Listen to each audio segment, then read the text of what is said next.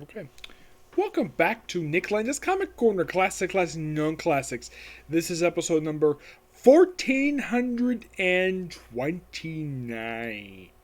31, excuse me, 31. And 1325. Yep. 1325 double shot. It's actually really good. I got two Marvel trades, part of two different crossovers. First one came out roughly 4 years ago. We have Doctor Strange, Damnation. Excuse me. Yeah, this was actually the first crossover release in 2017. Actually, it was 2018. Yep. The very first one. And the neat thing about this crossover, it's a very self-contained crossover. And unlike the really big one with Secret Empire, which that gets referenced here because the guy who co-writes this story, Nick Spencer, writes this one along with Donny Cotis. This was actually his very first crossover he worked on. Yep, first of three. Yep, because he also worked in Absolute Carnage and King in Black. He did Absolute Carnage in 2019 and King in Black in 2020. So 3 years in a row, he did three really good crossovers. And the thing is, the crossovers themselves that he done, the main miniseries, they're not that long. This one here is only just like 4 issues. I think like Absolute Carnage was like 5 issues, I think it was. And King of Black, I think that was about 6. So not very long per se. Now this is a sort of a aftermath story of Secret Empire. Basically, though the only thing I discussed for this crossover is just the Doctor Strange tie-in. There was also tie-ins for Iron Fist, though with that one, it was the last 2 issues of the last 3 issues of the series, and I don't think anybody knew it was the last 3 issues because Marvel just abruptly ended the series after only 80 issues in that run after only issue 80. There was also a one-shot, yes, an actual one-shot tie-in to this one, which they referenced in here, which was Johnny Blaze Ghost Rider, which is really good. There was a few issues of Ben Reilly's Scarlet Spider, which that actually made sense due to the fact he lives in Las Vegas. Now, this whole thing starts off with pretty much dealing with the aftermath of, well, what happened during Secret Empire when Vegas was destroyed by Hydra. So, Doctor Strange basically decides to revive the dead city, but unintentionally brings about Hotel Inferno, the place that was originally owned by Hela. Yes, the very hotel that popped up in X Factor. Yeah, I believe this was a Peter David creation, this place. Yeah, but the place was owned by Hela. And now the place is owned by Mephisto, of all people. Yep, Mephisto. And during the course of oh, and by the way, I do have some Avengers here. You have the female Thor, Jane Foster. This is actually just before she lost her ability to wield the hammer. You also have Captain Marvel. This is the Carol Danvers Captain Marvel. Black Panther. And I think that's it. Yeah. Also in the first issue, basically, Black Panther is actually called out on for hiding in this country during the events of Secret Empire. I'm glad the fact they called that out because even I agree. That was stupid. Like, why the heck would you hide your own country instead of fighting Hydra? Yeah, that was freaking stupid. And then, one of the most weirdest things happened. Yeah, like you see on the cover here. Yeah. Oh yeah, also, Falcon is here too. Yeah, he's no longer Captain America because some stupid stuff that happened in Secret Empire. Yes. And here's how... Now, I should point out the artwork is done by Rod Reese, issues 1 and 4, and Simon Koriski, who does 2 and 3 in the epilogue. Here is Mephisto, drawn by Rod Reese. This is interesting to see Mephisto wearing, clothes. Yep. Yeah, and then the Avengers turned into this. Well, at the time, Black Panther was not on the Avengers. Falcon was. It was actually just before the start of Jason Aaron's run. Yep, they get possessed. And, of course, Dr. Strange himself gets possessed. So, Bats goes to Wong, a guy who had basically... Well, he left Dr. Strange on bad terms. So basically, he agrees after till what happened in Las Vegas. So he recruits various people. He recruits Dr. Voodoo, Alyssa Bloodstone, Blade the Vampire Hunter, Iron Fist, and later on they recruit Ben Riley. Though here's the thing. According to Marvel Comics, this is the new incarnation of the Midnight Suns. Well, it was explained. The tie-ins, they're called the Midnight Suns. The main series, they don't have a name. They also include Man-Thing and the Johnny Blaze Ghost Rider, which I thought was really cool. They included him. I mean, who would have thunk that these characters here would be the stars of this crossover? You're thinking, really? Like, Blade, the star of an actual crossover? Like, if you think about it, in the case of Alyssa Bloodstone, yeah, I think she had some minor role in Monster Unleashed came out the previous year. But in the case of something like Dr. Voodoo, can you think of him actually taking part in an actual crossover, playing an actual big role? The answer is no. Kind of the same thing with Man-Thing. They do reference in here. Oh, they recruit one other person. Moon Knight. Yep, Moon Knight. Yeah, during the time when he was having his legacy book. I think it was just before his legacy book ended, if I'm not mistaken. So basically, they team up to take down Mephisto, who is pretty much the main villain of the story. Oh yeah, and what happened to Johnny Blaze? He apparently gets removed from his curse of being, well, the Ghost Rider, and supposedly killed, but he ends up in hell and becomes new King of Hell. That's explained in the Johnny Blaze Ghost Rider one-shot that came out during this course of the story. Oh, and of course, Dr. Strange is freed from his possession. Yeah, he's actually free via bats possessing him. So, they later on actually beat Mephisto toward the end of the story. And then oh yeah, by the way, Thor, the female Thor, very wrongly proclaims that the Avengers were the victors of the story, despite the fact they were the ones possessed.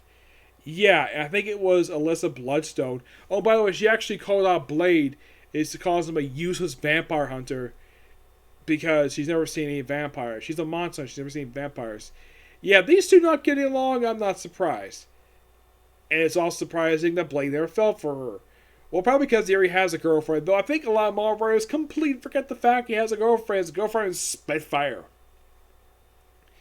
Yep, so... Oh yeah, they also mentioned that Man-Thing wants to be able to talk. That happened in the R.L. Stine miniseries of Man-Thing. Though he lost it, so Dr. Voodoo is... I've heard of him as Dr. Voodoo, despite the fact in the book they've heard of him as Brother Voodoo, because he's been Dr. Voodoo since like 2009. And at one point he was Sorcerer Supreme. He isn't anymore, but he is a doctor. So I don't know why in the world Donnie Cole's wrote he was simply Brother Voodoo, even though he's been called Dr. Voodoo. Don't know why for that. Yeah, and I think it's Alyssa calls out basically that, yeah, you guys were possessed. We're the true heroes here, not you guys. Though basically she was thinking about that. And then of course Mephisto was there sent to hell and pretty much has a bunch of Ghost Riders beat the crap out of him, and then he's sent right back to the surface where he's imprisoned in Hotel Inferno, and the hotel itself becomes a popular tourist attraction. This actually is a really good event. I love the main miniseries. It's really fun. I give the book roughly a 9.5 out of 10. Moving on to a different crossover, going back, well, at the time that book came out, it was back in 2018. We're going back 8 years, roughly from our perspective, 11 years ago, with Siege Embodied. Yeah, this is their version of basically Frontline. Yes, this is simply the third miniseries for the Frontline type of thing. They did this also for Civil War 1. That was the first one they did this with. They also did it with World War Hulk, and they also did it with Secret Invasion. They did not do this, like, after this crossover wrapped up, they never did this ever again. Where they had miniseries focused on the journalist. Mostly put the start of this miniseries are just Ben Urich from Daredevil and Spider-Man, a new character named Will something. I can't remember his last name. And we also have Volstagg in here. The first issue starts up during the aftermath issue 1, where Volstagg unintentionally causes a lot of damage on Soldier Field, which that was something that was staged by Norman Osborn, so he can have an excuse to invade Asgard. Oh yeah, and the way this miniseries is written, apparently the writer of this book, Brian Reed, he hates Obama. So he writes a woman who runs a convenience store, yeah, a guy who's president who I didn't vote for. Yeah, that kind of has happened a couple times since then. People will say that where, like, I don't trust the guy because I didn't vote for him. Yeah, that's something that's still happening today. So, pretty much a lot of the stuff related to this miniseries happens, like, in the background of a lot of this that happened in the main miniseries. Also, they had this guy named Todd something. I think it's where he's a very arrogant guy, and his producer hates him because he's a jerk. So apparently, Norman Osborn is a big fan of this, so he recruits him to basically report on what goes in Chicago, and then he goes, "Oh, when you guys gonna be in Asgard? Soon." Yeah. So pretty much we have it where, oh yeah, by the way, Ben Yerrickson, the one here, is reporter. Vostag is here, and this is almost like a road trip. I thought it was kind of fun. At one point, he got bored because he ate a freaking cat. After eating a freaking cow, he apparently is hungry. So they gave him so the cameraman who's with them decides to buy him a fashion magazine and pork rounds. And then eventually their van is attacked by Hammer agents. They're briefly arrested, and then of course they're released. Well, they break out, and then of course they hitch a ride to go to Asgard. And of course, you have York running to while they're there. I think that's the end of issue 3. I think it is. They actually have where the camera witnesses the destruction of Asgard. Yeah, in case you're wondering who the heck did this, it was the Thor clone. Yeah, this happened in the pages of Thor. Yep, and they also witnessed what happened with Norman and the Void by the final issue miniseries. They even see Norman Osborn after got punched by Spider-Man in the main miniseries, which, yeah, that was quite interesting to see. Yeah, for basically Marvel teasing, oh yeah, Spider-Man's going to play a big role in Siege. His role is punching Norman Osborn in the face. Yep. But in the case, this miniseries is really good. I thoroughly enjoy it. Oh, and thanks to this miniseries, basically, since I reviewed it, how many trades are left for Siege? I reviewed a good chunk of Siege. The only things that are left are Siege Thunderbolts, Siege Battlefield, and Siege Avengers Initiative. Roughly about 3 trades left. You're probably thinking, wow, only 3? That's quite interesting. Yep. I give this book roughly I'm going to give it a 9.5. I think it's really good. And the thing is, it is weird, though, that we never have had a series like this since then. Focus on reporters. Though, yes, we've had the Spider-Man Daily Bugle series. Oh, yeah, they refer to Frontline as a rag. Which, yeah, Norman Osborn doesn't like the newspaper either because he doesn't like the articles they post about him because, well, a lot of it because Ben Urich basically has got a grudge against him. So basically he publishes a lot of stuff about Norman Osborn. That's mostly true. Yep. Yeah. But not much else to say about the 2 trades. They're both really good. I picked both these trades up. Well, Doctor Strange Damnation I basically ordered from Amazon. Siege Embodied I picked up while I was in New York last week. But yeah. So, interesting though, covering something from Siege. And I've covered most of that crossover already, so can't wait to get my hands on Siege Thunderbolts, Siege Avengers Initiative, which I'll eventually get back to doing that series, and of course Siege Battlefield. Though I've discussed one of the one-shots. I have discussed Siege Secret Warriors in one of the trades. I believe it was the 3rd trade, if I'm not mistaken.